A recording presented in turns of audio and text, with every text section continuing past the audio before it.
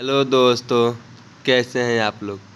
मैं विशाल कुमार आज आपका इजाज़ के इस नए वीडियो में स्वागत करता हूं। तो आज का हमारा टॉपिक रहेगा हैंडलिंग ऑफ प्रिस्क्रिप्शन। यानी कि हम लोग के पास जब सामने प्रिस्क्रिप्शन आएगा तो उसे हम लोग कैसे हैंडल करना है, उससे देख कर कैसे दवाई देना है। तो उसके मतलब कि मैन्युफैक्चरिंग में क्या है, उसका प्रोसीजर क्या होना चाहिए। और हमको देना चाहते हैं कि इससे पहले वाले वीडियो में हमने प्रिस्क्रिप्शन को पूरे अच्छी तरीके से डिफ़ाइन कर रखा है। तो आप उस वीडियो को आगे बटन पे या फिर डिस्क्रिप्शन में जाकर उस लिंक पर क्लिक करके इस वीडियो को भी देख सकते हैं। तो चलिए आज का वीडियो शुरू करते हैं बिना टाइम को वेस्ट किए। तो देखते हैं, following procedure should be adopted by the pharmacist. यानी फार्मासिस्ट के सामने जब प्रिस्क्रिप्शन आए तो उससे या जो भी प्रोसीजर है उसे फॉलो करना चाहिए। तो प्रोसीजर पहला क्या है, रिसीविंग। पहले तो उसे रिसीव करना ही होगा। उसके बाद से रीडिंग एंड चेकिंग, दूसरा इनका स्टेप है। उसके बाद से हो गया collecting and weighing the material.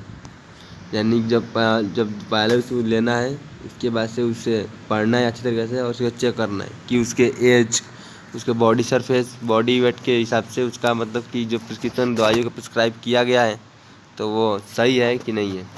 उसके बाद से देखना है collecting and weighing the materials. यानी उसके बाद से जो भी दवाइयाँ हैं उसे इकट्ठा करना है उसके अनुसार और उसे उसी क्वांटिटी को चेक करना है। उसके बाद से कंपाउंडिंग, लेबलिंग एंड पैकिंग। उसके बाद से उसे चेक करना है, लेबलिंग करना है उसके पूरी तरीके से और उसको उसे पैक करके उसे पेशेंट को सौंप देना है।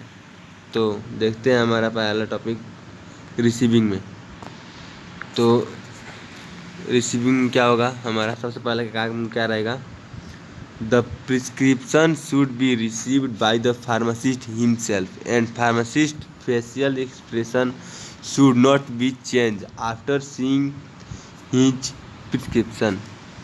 यानी इसमें हमें किस बातों का ध्यान रखना होगा। सबसे पहले हमें जो प्रिस्क्रिप्शन है उसे खुद फार्मासिस्ट के द्वारा ही रिसीव करना चाहिए। उसके बाद से जब हम प्रिस्क्रिप्शन को रिसीव कर रहे हैं तो हमें अपने फेस को मतलब कि डाउटफुल या फिर शॉक्ड नहीं बनाना है, क्योंकि उससे जो है पेशेंट के कॉन्फिडेंस पे डाउन होगा। क्योंकि उससे लगा कि ये तो कोई डाउट है इसमें, तो यानी इसके पास प्रॉपर नॉलेज नहीं है या फिर हमें दवाई गलत दिया गया है, तो इससे उसके साइकोलॉजिकल इफेक्ट पड़ेगा पेशेंट के ऊपर। तो उससे भी दवाइयों की प्रॉब्लम होगी। तो चलिए देखते हैं उसका दूसरा टॉपिक, रीडिंग एंड चेकिंग। उसके बाद से while receiving a prescription always check its proper format like date, OPD, sign, etc.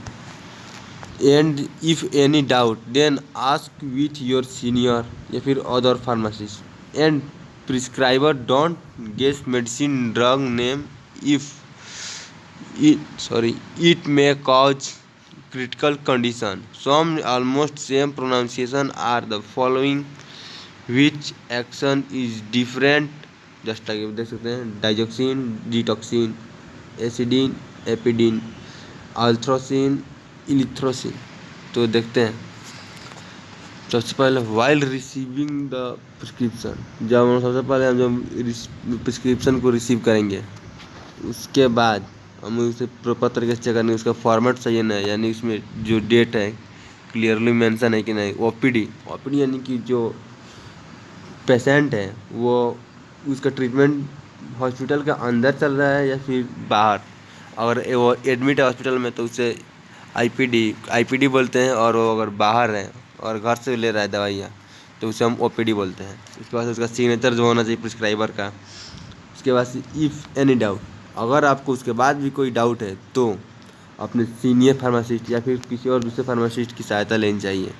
और ये बात ध्यान रखिएगा, अगर किसी दवाई के नाम में डाउट है तो उसे ज़रूर पूछ लें और उसका नाम को बिल्कुल नहीं गेस ना करें, क्योंकि एक ही नाम की मिलती जुलती अलग दवाइयाँ हो सकती हैं जिनका मैकेनिज्म बिल्कुल अलग हो सकता है। तो उससे पेशेंट की मौत तक हो सकती है और एक क्रिटिकल सिचुएशन भी क्रिएट कर सकता है। तो इस बात का ध्यान रखेंगे और तो देखते हैं कुछ उदाहरण जो कि नाम से होते हैं। देखिए आप क्लियरली देख सकते होंगे यहाँ पे डिजॉक्सिन एंड डिटॉक्सिन, एसिडिनार, एपिडिनार, अल्थ्रोसिन एंड इल्ट्रोक्सिन। आप जब इन सभी दवाओं का आप जब प्रोनाउंसिएशन करेंगे तो बिल्कुल लगभग लगभग सेम आएगा। तो उससे भी थोड़ा ध्यान में रखते हुए देखिए, मतलब कि दवाइयों को डिस्पेंस कीजिएगा। उसके बाद चलते हैं इसकी दूसरा रहा है आपका। इसके बाद देखिए तीसरा step, collecting and weighing the material before compounding prescription. All the required material should be collected on the left hand side and balanced after checking all materials should be shift right side। यानी इसमें सबसे पहले हमें जितने भी हमारे ingredients दवाइयाँ वगैरह हैं उस सबसे पहले हमें तो कलेक्ट करना है। यानी मान लीजिए हमारा प्रिस्क्रिप्शन हो गया, उसके बाद से यहाँ पे प्रिस्क्रिप्शन हो गया, उसके बाद से हमें दवाइयाँ लेनी है जितने भी हो सबसे पहले। और लेफ़्ट साइड में ये मान लीजिए हमारी दवाइयाँ हो गए, लेफ़्ट साइड में हमारी दवाइयाँ लेनी है और उसके बाद से उसे जब प्रॉपर तरीके से मिलाते जाना है। उसके बाद से मिलाने के बाद उसे प्रॉपरली शिफ्ट करेंगे राइट साइड में। उसे जब राइट साइड में शिफ्ट करेंगे तो इससे यह होगा कि हमारी जो एरर होने के चांसेस है वो बिल्कुल कम हो जाएंगे। और उसके बाद देखते हैं कि कुछ द लेवल ऑफ एवरी बोतल should be at least 3 time, read at least 3 time. यानी जो भी दवाइयों का लेबलिंग है वो कम से कम 3 बार पढ़ा जाना चाहिए। पहला कब, व्हेन प्रिस्क्रिप्शन इज टेकन, जब हम लोग प्रिस्क्रिप्शन लेते हैं पेशेंट द्वारा। When contents are checking in weighing, दूसरा जब उन दवाइयों को चेक करते हैं और जब उसका वजन करते हैं, मतलब कि जब उसको डिस्पेंस करते हैं क्वांटिटी को। उसके बाद से जब दवाइयाँ हमारी एक्स्ट्रा होती है, जब उनके प्रॉपर स्थान पर रखा जाता है तब पढ़ना चाहिए। कि ये क्या हो गया। उसके बाद से देखते हैं इसका चौथा और अंतिम step, compounding, labelling and packaging. पहले इसमें पहला पॉइंट, ये थोड़ा इम्पोर्टेंट पॉइंट है। Compounding should be on the neat place and all required equipment should be clean and dry. यानी जो भी हमारी मेडिसिन जो भी देनी है पेशेंट को, तो वह एक बिल्कुल ही साफ़ और ड्राई प्लेस पे होना चाहिए, दवाइयों को डिस्पेंस करना चाहिए। और जितने भी इक्विपमेंट हैं, जैसे मान लीजिए कि हमारे ग्लव्स हो गए हैं जिसमें हम दवाइयों को रखनी है, मेडिसिन वगैरह को, तो वो भी बिल्कुल ही स्टेरलाइज होना चाहिए, यानी बिल्कुल साफ़ सुथरे होने चाहिए, उसमें डस्ट वगैरह बिल्कुल नहीं होना चाहिए। उसके बाद से देखते हैं इसका अगला point, one prescription should be compound at one time, all ingredients should be compound according to the prescriber. इस बात का ध्यान देना पड़ेगा।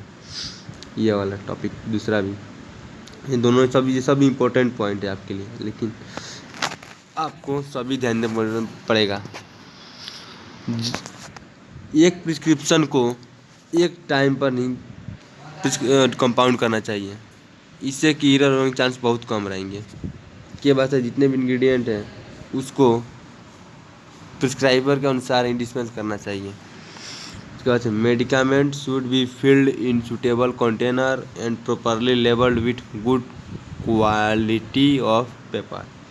उसके बाद से जो भी मेडिकामेंट में बहुत सी दवाई थी जो आपको जाने के टाइम तुरंत ही डिस्पेंस कर दी जाएंगी बनाकर, तो वैसी दवाइयों को आपको सूटेबल कंटेनर में यानी डब्बे वगैरह में रखना चाहिए और उसको प्रॉपरली अच्छी तरीके से और अच्छे क्वालिटी के पेपर से ही उसे लेबलिंग करना चाहिए। उसके बाद देखते हैं इसका ये चौथा step, label should be typed और written and its size depends on the size of container. और जो हमारा लेबलिंग पेपर है उसका साइज जो है वो बोतल के अनुसार होना चाहिए, मतलब कि बहुत से बोतल में, आप बड़े बोतल में बहुत छोटा लगा दीजिएगा, जैसे मान लीजिए इतना बड़ा है और आप इन्हें छोटा लगा लीजिए लेबलिंग, तो ये प्रॉब्लम हो जाएगी। तो इसलिए ये जो है लेबलिंग साइज़ है वो कंटेनर पर डिपेंड करता है। और ये जो लेबलिंग है वो क्लियरली टाइप्ड होनी चाहिए या फिर उससे हैंड रिटन होना चाहिए। उसके बाद से रिमूव योर फिंगरप्रिंट जब आप दवाइयों को दे रहे हैं तो आपका फिंगरप्रिंट मस्ट रिमूव होना चाहिए उसमें से। देखते हैं इसका, और इसका अंतिम और इम्पोर्टेंट पॉइंट, ये मोस्ट इम्पोर्टेंट है। When delivering the prescription, the pharmacist should explain mode of administration, storage and direction of use। यानी जब हम प्रिस्क्रिप्शन के अनुसार दवाई को जब डिस्पेंस करेंगे तब फार्मासिस्ट के द्वारा दवाई को कैसे लेनी है, कब लेनी है, कहाँ रखना है, कैसे यूज़ करना है, ये सभी क्लियरली आपको मतलब कि पेशेंट को बताना चाहिए। तो ये रहा था हमारा हैंडलिंग ऑफ प्रिस्क्रिप्शन।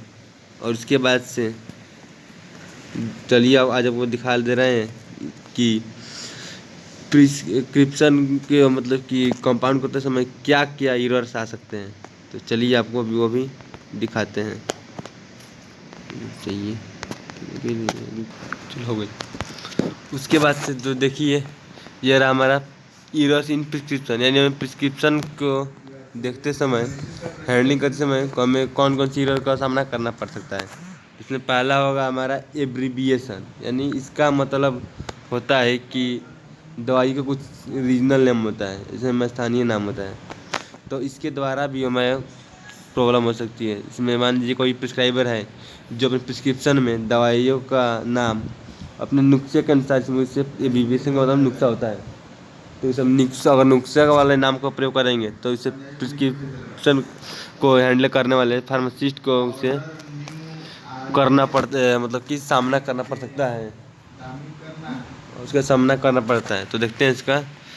और ये रहा उसका दूसरा टॉपिक, नेम ऑफ ड्रग, यानी name of same drugs either looks और sound like same, so any errors in the name of drugs may lead to danger to the patient। Example, althrocin, iltroxin, एचिडीन, एपिडीन। अब देखिए इसका दूसरा point हो गया इसका, यानी जो दवाइयों का नाम होता है लगभग बहुत सी दवाइयों का बिल्कुल सेम होता है, लेकिन उनका मोड ऑफ एक्शन अलग होता है, उनका थेरापेटिक एक्शन भी अलग होता है। तो ये सी दवाइयाँ उन पेशेंट्स के लिए भी डेंजर हो सकती हैं। तो इसलिए हमें प्रिस्क्रिप्शन को प्रोनाउंस करते समय भी क्लियरली ध्यान देना चाहिए। देखते हैं इसका तीसरा step, strength of the preparation. Drugs are available in various strength, so a drug not to be dispensed if strength is not mentioned. यानी बहुत सी दवाइयाँ होती हैं जिनको अलग अलग स्ट्रेंथ के अनुसार बनाई जाती है, जिसमें मैं 650 mg का पैरासीटामोल आता है, 500 का आता है। तो ये भी दवाइयाँ हमें, और मान लीजिए किसी पेशेंट को 650 mg चाहिए और हम उसे 500 ही देंगे तो उसके लिए थेराप्यूटिक एक्शन बहुत ही कम होगा, उतना इफेक्टिव नहीं होगा।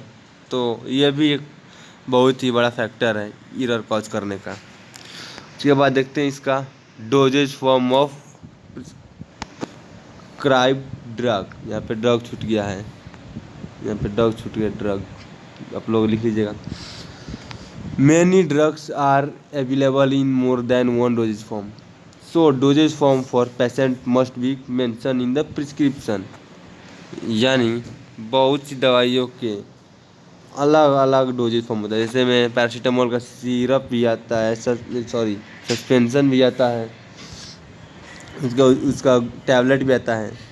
तो हमें ये प्रिस्क्रिप्शन में क्लियरली मेंशन होना चाहिए कि हमें कौन सा डोज फॉर्म देना है, उसे सस्पेंशन देना है या फिर उसे टैबलेट देना है।